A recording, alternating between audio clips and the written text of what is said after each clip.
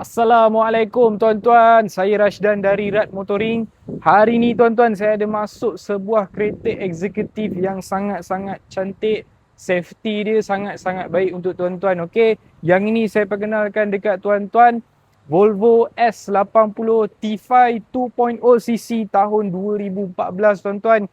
Yang ini high spec punya model tuan-tuan. Kereta cantik, datang dengan warna grey tuan-tuan. Volvo ni dapat menghasilkan power dalam 230 320 Newton meter of torque, pakai gearbox 6 geartronic tuan-tuan. Speeding, changing, shifting punya gearbox memang sangat-sangat sedap untuk kereta ni. Tuan-tuan boleh tengok dekat bahagian rim dia, tayar dah pakai 17 inci, rim dah datang dengan multi spoke punya rim tuan-tuan.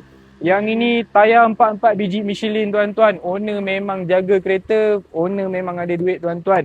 So kereta ni dia jaga dengan baik. Okey, daripada segi enjin, gearbox memang tak ada masalah langsung tuan-tuan. Memandangkan ini high spec, dia dah datang dengan leather seat, ada electric seat, ada brake apa ni tuan-tuan, electric brake pun dah ada, and then dah pakai macam-macam future lagi tuan-tuan. Part yang paling saya suka pasal kereta ni, dia punya gear knob tu tuan-tuan boleh tengok, transparent punya color tuan-tuan. Yang ini mileage baru 168,000 sahaja tuan-tuan. Safety dia memang tip top tuan-tuan. Kereta ni dah ada sensor 360 punya sensor. So kalau tuan-tuan rapat dengan sebarang objek, kereta ni akan bunyi. And tuan-tuan boleh off sensor tu, tak ada masalah, tak ada isu tuan-tuan. Okay. Seat bahagian belakang pun masih lagi cantik. Tak ada crack, tak ada koyak lah tuan-tuan. Bahagian belakang dia pun sangat-sangat luas. Memang sesuai untuk passenger yang nak duduk belakang tuan-tuan. Okay. Kita ke bahagian belakang pula tuan-tuan. Body Volvo ni memang agak old school punya design lah tuan-tuan. Kalau tuan-tuan tengok daripada segi belakang dia ni, memang sangat-sangat old school.